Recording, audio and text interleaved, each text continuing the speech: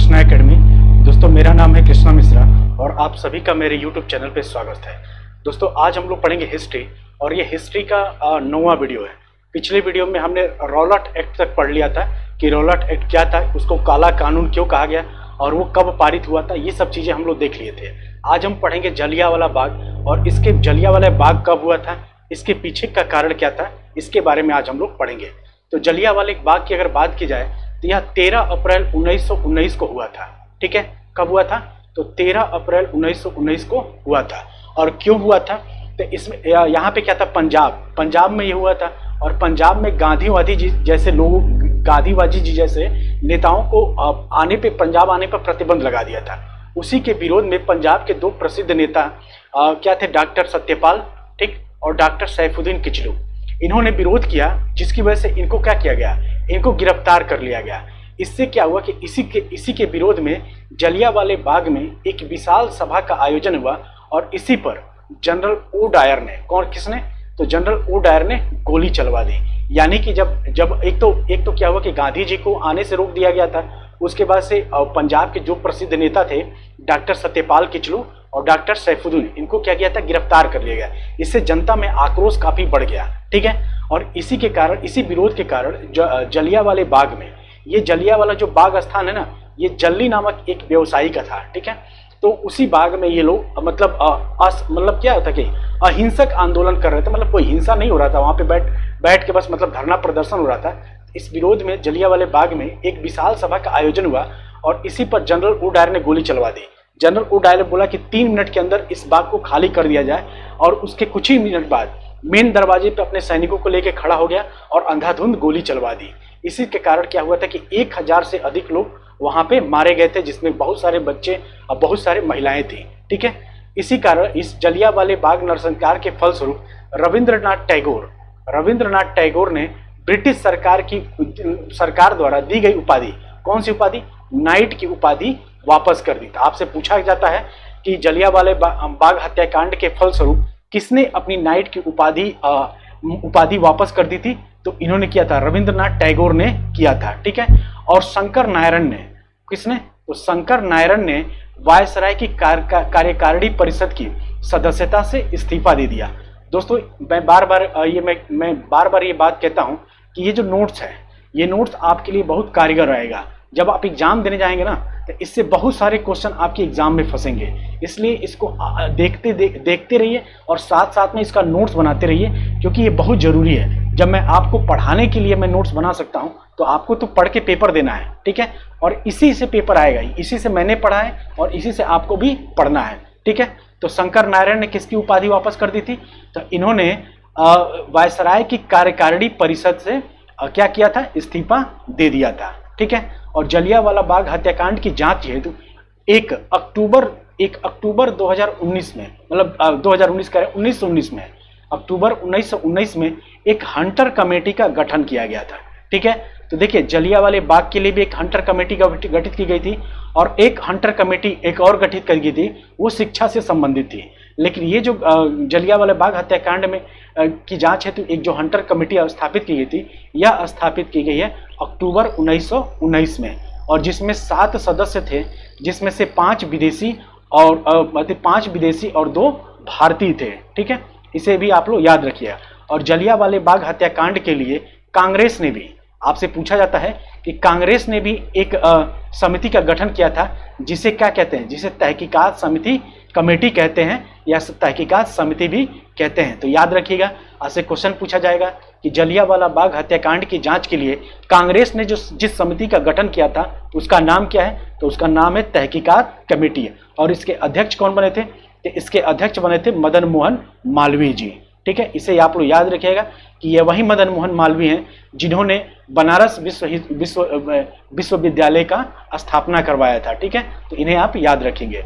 अब हम चलेंगे स्वतंत्रता संघर्ष के तृतीय चरण में, और इसका जो फेज है, इसका जो टाइम पीरियड है, वह 1919 से 1947 के बीच में है। आप इसे याद रखेंगे। और धीरे धीरे दोस्तों मॉडर्न हिस्ट्री हम लोग की खत्म होने वाली है।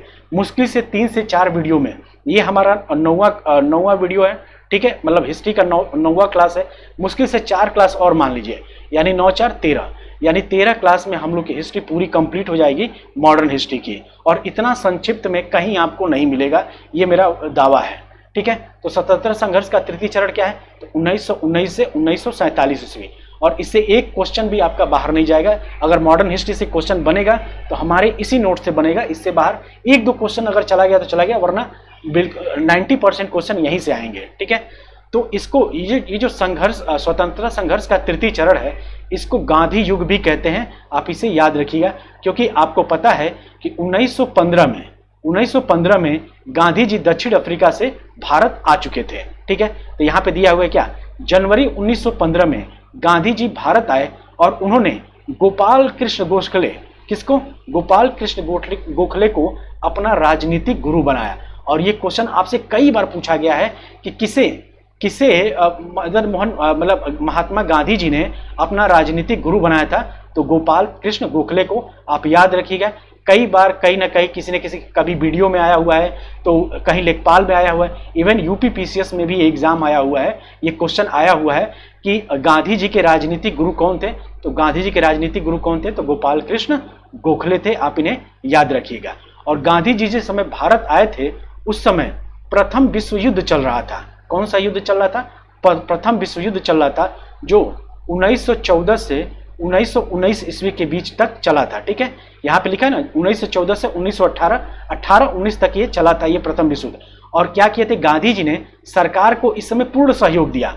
उनका ये मानना था कि हम सरकार का सहयोग करेंगे तो इससे सरकार खुश रहकर हमें उसके बदले में हमें आज़ादी दे देगी, लेकिन इनका मानना ये गलत सिद्ध हुआ।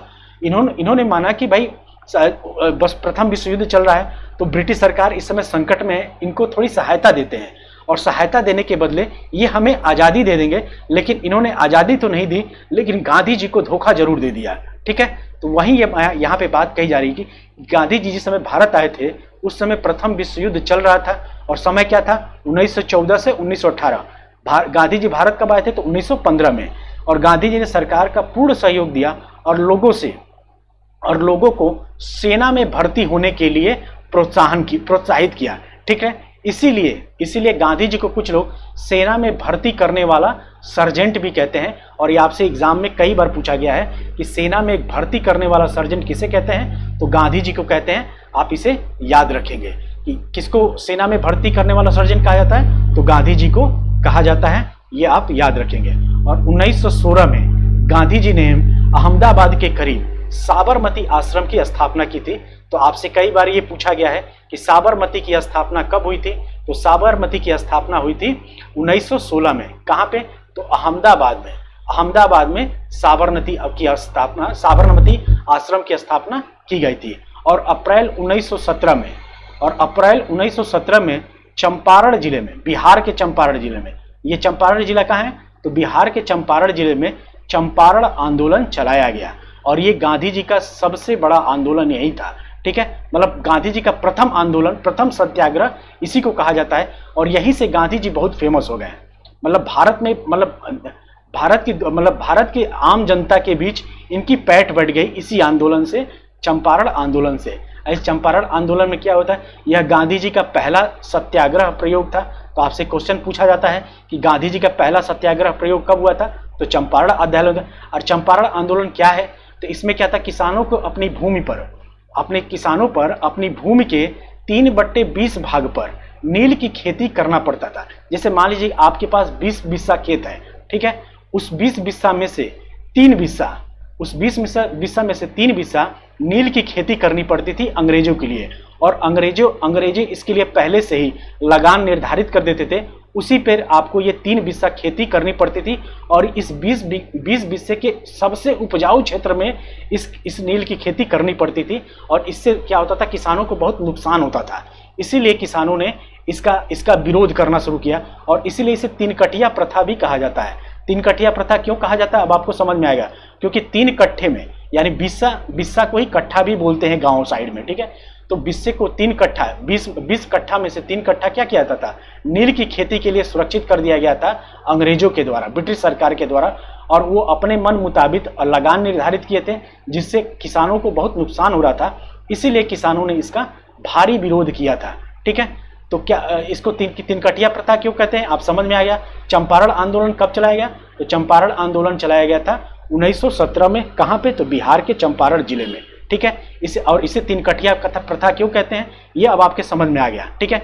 और इस चंपारण आंदोलन के लिए राजकुमार शुक्ल ने, एक नेता थे, किसान नेता थे बिहार के ही, राजकुमार शुक्ल इनका नाम था। इन्होंने गांधी जी से चंपारण आने का आग्रह किया था और ये राजकुमार शुक्ल बिना चप्पल पहने लखनऊ तक पहुंचे थे चंपारण से और गांधी जी से मिले थे।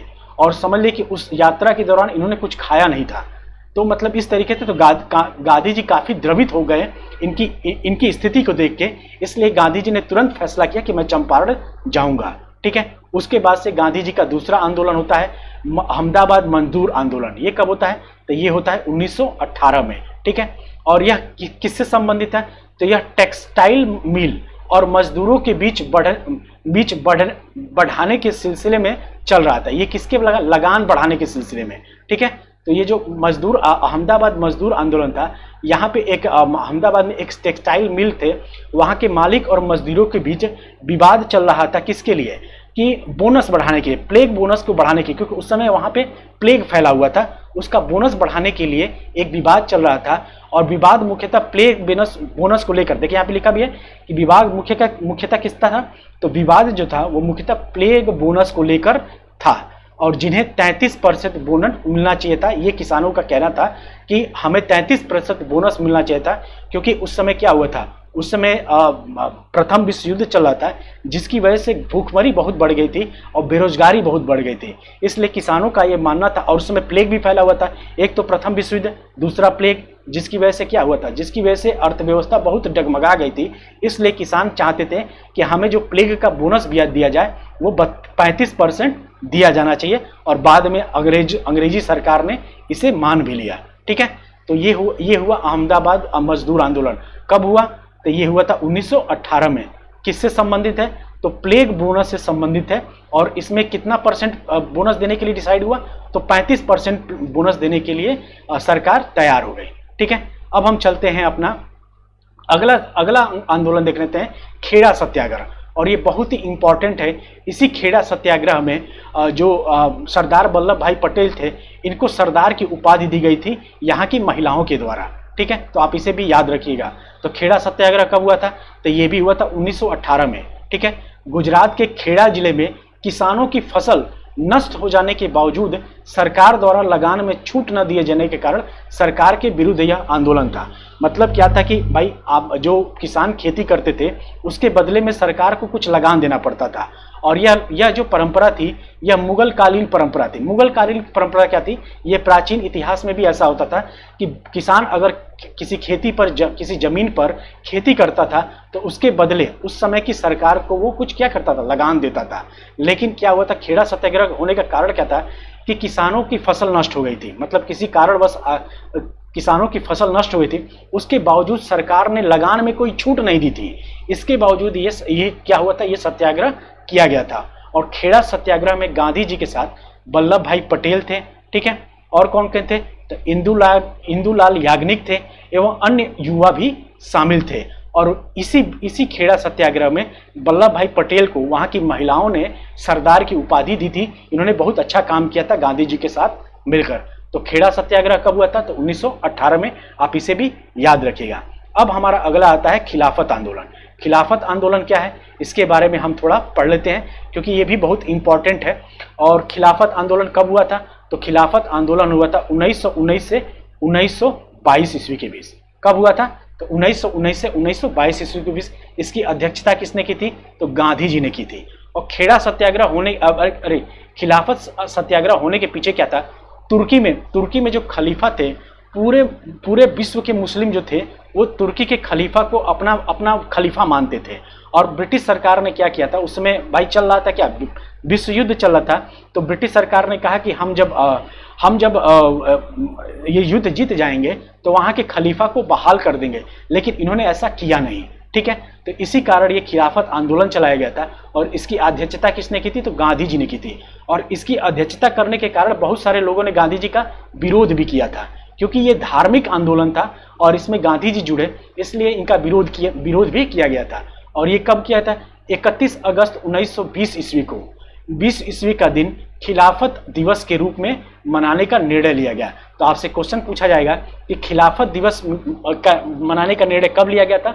तो 31 अगस्त। कब लिया गया था? 31 अगस्त 2020 को खिलाफत दिवस मनाने का आंदोलन लिया गया था। और दिसंबर 1920 के में नागपुर में अधिवेशन हुआ था, वहां पे असहयोग आंदोलन, खिलाफत आंदोलन में यह प्रस्ताव लिया गया कि हम लोग असहयोग आंदोलन करेंगे। खिलाफत आंदोलन जब चल रहा था और उसकी अध्यक्षता गांधी जी ने की थी, तो गांधी जी, उसके बाद से क्या हुआ कि भाई 31 अगस्त 1920 को खिलाफत दिवस मनाया गया। और उसके बाद से दिसंबर 1920 में नागपुर में कांग्रेस का अधिवेशन होता है, वहां पे ये निर्णय लिया जाता है कि हम लोग असहयोग आंदोलन चलाएंगे। और असहयोग आंदोलन का प्रस्ताव भी क्या किया गया? अंतिम रूप से पारित कर दिया गया था। ठीक है। और 1 अगस्त 1920 को असहयोग आंदोलन प्रारंभ हुआ था। और इसी दिन 1 अगस्त 1920 को ही हमारे बाल गंगाधर तिलक की मृत्यु हो गई थी। ठीक है। ये भी याद रखिएगा कि आपसे पूछा जाता है क्वेश्चन में, कई बार आपके पीसीएस एग्जाम में क्वेश्चन आया हुआ है कि 1 अगस्त 1920 को जिस दिन असहयोग आंदोलन प्रारंभ हुआ, उस दिन के कौन से कांग्रेस के प्रमुख नेता का निधन हो गया था? तो बाल गंगाधर तिलक का निधन हो गया था। ठीक है। और बाल गंगाधर तिलक ऐसे पहले व्यक्ति थे जिन्होंने कभी भी कांग्रेस अधिवेशन की अध्यक्षता नहीं की थी। आप इसे भी कहीं नोट कर लीजिएगा। तो 1 अगस्त को असहयोग आंदोलन आरंभ हुआ और असहयोग आंदोलन चलाने के लिए 1921 ईस्वी में तिलक स्वराज फंड की स्थापना की गई थी। क्यों की गई थी? क्योंकि आपको पता है कि 1 अगस्त के दिन ही बाल गंगाधर तिलक की मृत्यु हो गई थी। इसी कारण भाई इस जो आंदोलन चला था, असहयोग आंदोलन, इनको चलाने के लिए तिलक जी के ही नाम पे तिलक स्वराज फंड की स्थापना की गई थी। और इसमें मात्र कहते हैं कि इसमें बहुत जल्दी ही 1 करोड़ रुपए इकट्ठा हो गया था। ठीक है। अब हम आते हैं चौरी चौरा कांड। इसी समय हो जाता है चौरी चौरा कांड। और चौरी चौरा कांड हम लोग पढ़ेंगे। तो चौरी चौरा कांड कब हुआ था? तो 5 फरवरी 1922 ईस्वी को चौरी चौरा कांड हुआ था। ठीक है। और ये चौरी चौरा जो कांड हुआ था, ये चौरी चौरा कहाँ है? तो यह संयुक्त प्रांत, जो आज देखिए इसका पहला यूपी का पहले नाम क्या था? संयुक्त प्रांत था, यूनाइटेड प्रोविंस था। ठीक है। संयुक्त प्रांत के गोरखपुर जिले, जिस जिले से मैं आता हूं, उसी जिले में एक चौरी चौरा नामक स्थान है। ठीक है। तो 5 फरवरी 1922 को संयुक्त प्रांत के गोरखपुर जिले में चौरी चौरा नामक स्थान पर यह चौरी चौरा कांड हुआ था। और इसमें हुआ था तो किसानों का एक जुलूस जा रहा था, जिस पर गोली चलाए जाने के कारण क्रुद्ध भीड़ ने थाने में आग लगा दी, जिससे एक थानेदार सहित 21 लोग या सिपाही जो थे उस थाने में, वो लोग क्या हो गए? मृत्यु को प्राप्त कर गए। ठीक है। और ये बहुत अच्छा भी हुआ था, जिसमें क्या हुआ था कि जिससे एक थानेदार सहित 21 लोगों की मृत्यु हो गई थी। और इसी कारण क्योंकि मामला हिंसक हो गया और गांधी जी का जितना भी आंदोलन था, ठीक है, गांधी जी का जितना भी आंदोलन था वो सारा अहिंसक था। अब क्या हुआ था कि इन्होंने हिंसा कर दिया था, तो भाई सरकार क्या करती? सरकार बहुत कड़ा एक्शन ले लेती। इसकी वजह से गांधी जी ने 12 फरवरी को, कब हुआ था ये आंदोलन? ये आंदोलन हुआ था आपका 5 फरवरी को। और 12 फरवरी को गांधी जी बारदोली में थे। ठीक है। बारदोली जगह पे थे और गांधी जी ने बारदोली से असहयोग आंदोलन को वापस ले लिया, क्योंकि इनको पता था कि इस हिंसक कार्यवाही के बाद सरकार बहुत कड़े तरीके से कार्यवाही करेगी, यानी कि बहुत तरीके से दमनात्मक नीति अपनाएगी। इसलिए गांधी जी ने असहयोग आंदोलन को वापस ले लिया, जिसका बहुत सारा विरोध किया गया था अन्य सारे नेताओं के द्वारा, जिसमें सुभाष चंद्र बोस भी थे। उन्होंने भी मतलब इस आंदोलन का वापस लेने के आंदोलन का बहुत विरोध किया था। तो दोस्तों ये थे आज का महत्वपूर्ण हमारा हिस्ट्री का क्लास। और आपको कैसा लगा कमेंट करके जरूर बताइएगा। अगले दिन हम लोग अब इसके आगे हम लोग कल पढ़ेंगे। ठीक है।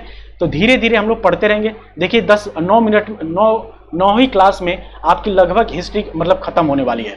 तो आप लोग बिल्कुल भरोसा रखिए, धीरे धीरे ऐसे ही आपको 10-12 क्लासेस में जीएस की जितनी भी क्लासेस है 10-12 क्लासेस में आपको सब कुछ कंप्लीट करा दिया जाएगा। तो मिलते हैं अगले वीडियो में। आज के वीडियो में इतना ही, तब तक के लिए धन्यवाद।